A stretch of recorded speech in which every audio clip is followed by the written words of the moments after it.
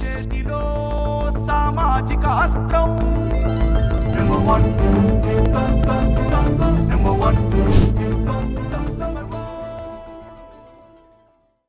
నా పేరు రాయలసీమ ఈశ్వర్ అంటారు.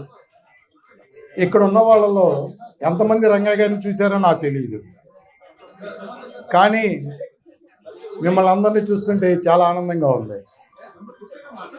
రంగయ్య గారితో 3.5 years ఆయన ఎదురు కూర్చుంటే వెనక కూర్చొని జర్నీ చేసిన వాళ్ళలో నేను ఒకడిని.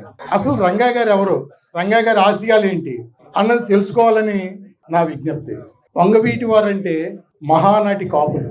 అంటే మహానాటి కాపులు అంటే రాజుల కాలం నాడు వాళ్ళ సంస్థానానికి అధిపతులు, తెనాలి పక్కన జంపని సంస్థానానికి రాజ్యప్రతినిధులు. వాళ్ళు ఫస్ట్ నుంచి కూడా ప్రజల యొక్క బాగోగులు చూస్తూ, ప్రజల యొక్క మంచి చెడులు గమనిస్తూ చాలా గొప్పగా జీవించిన కుటుంబం అది.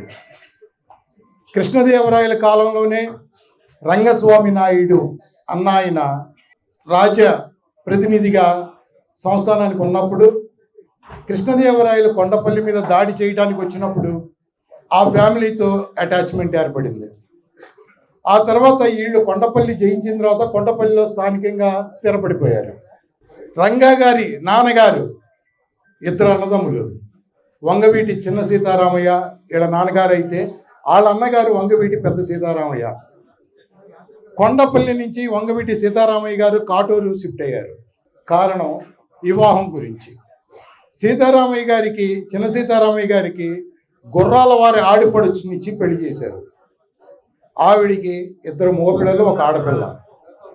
ఆవిడ పాము కాటో ఏదో జరిగి చనిపోవడం జరిగింది. ఆ తర్వాత గడిగోపుల ఆడపడుచు వంగవీటి సావిత్రమ్మ నుంచి పెళ్లి చేయడం జరిగింది. ఆ సావిత్రమ్మ గారికి 5 సంతానం.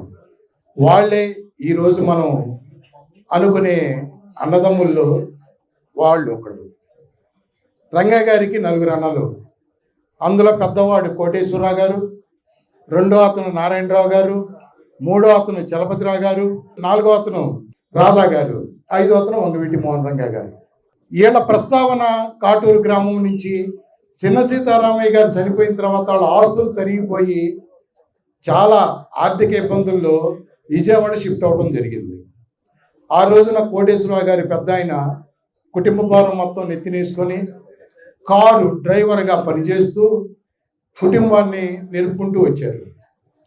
ఆ సందర్భంలో విజయవాడలో ఎదురులేని సిపిఐ నాయకుడు సెల్సాని వెంకటరత్నంతో స్నేహం ఉండేది ఫస్ట్. ఆ విధంగా వాళ్ళు జీవన వృత్తి సాగుతున్నప్పుడు నారాయణరావు గారు కార్ డ్రైవర్గా ఉంటూ ఆయన ఆర్టీసీలో డ్రైవర్గా జాబ్ సంపాదించాడు. ఆయన కొడుకే వంగవీటి నరేంద్ర.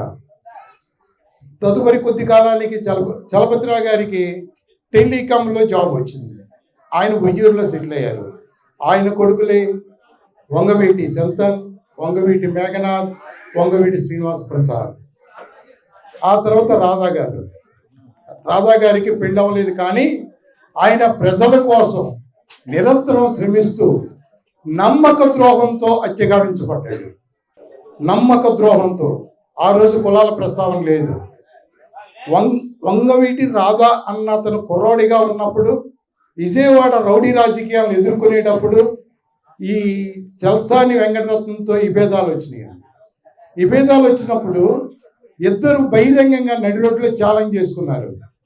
నువ్వు నన్ను చంపినా సరే, నేను నిన్ను చంపినా సరే, నాకు వర్గాన్ని ఎవరిని నువ్వు టచ్ చేయొద్దు, నీ వర్గాన్ని నేను టచ్ చేయనని ఛాలెంజ్లు చేసుకొని టైం పెట్టుకున్నారు. ఆ టైంలోపు రాధా మీద అటాకులు జరిగినాయి, అటు సెల్సాని మీద అటాకులు జరిగింది. సెల్సానికి ప్రజాబలం అన్నది కేవలం ట్రేడ్ యూనియన్స్.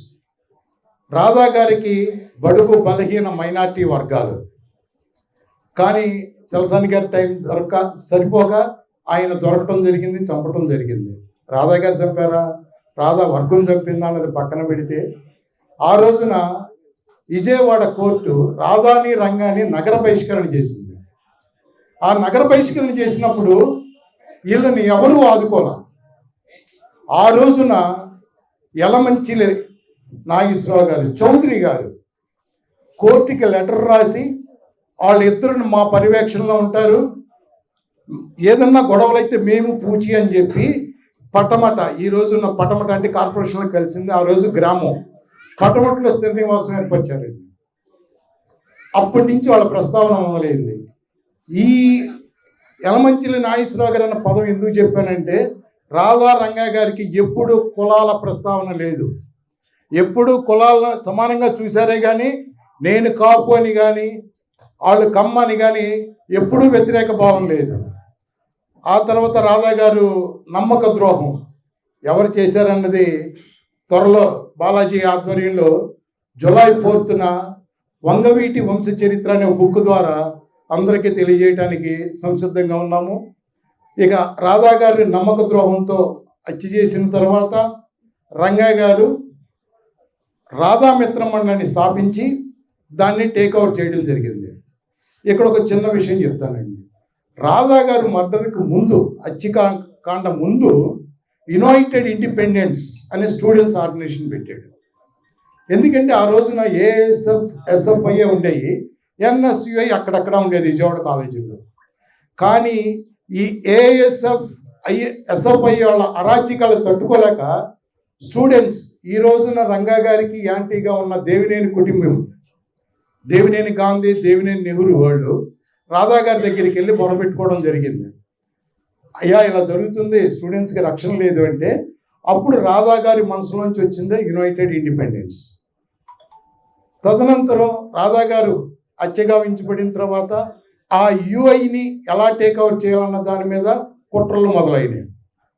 వారసుడు రంగా అని కొంతమంది, కాదు గాంధీ అని కొంతమంది.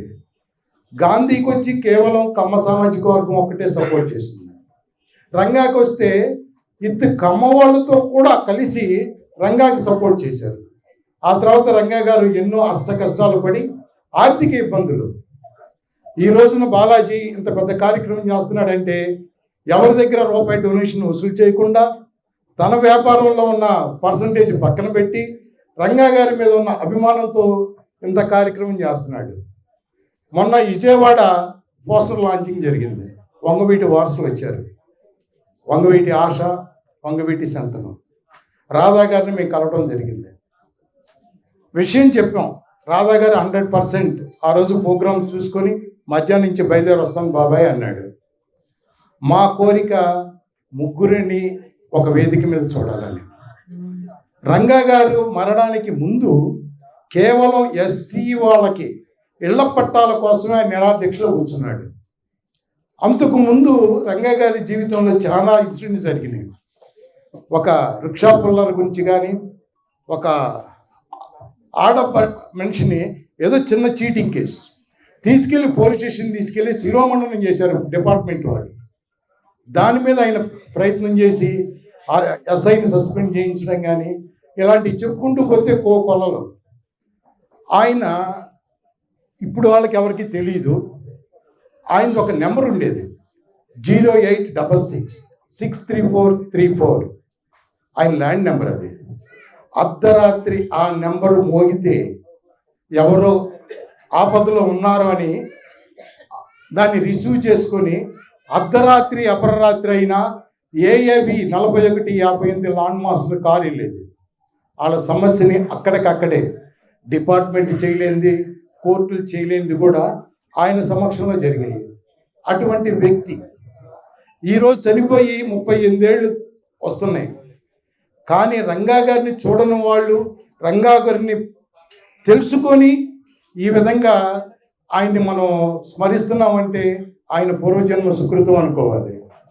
కనుక రేపు జరగబోయే డిసెంబర్ 26ని ఈ రాధా రంగా రాయల్ అసోసియేషన్ ద్వారా జరుగుతున్న ఈ కార్యక్రమాన్ని మీరు మీతో పాటు ఫ్రెండ్స్ కానీ, చుట్టాలు కానీ, బంధువులు కానీ అందరినీ మొబిలైజ్ చేసి కార్యక్రమాన్ని జయప్రదం చేయాలని మనస్ఫూర్తిగా కోరుకుంటున్నాను.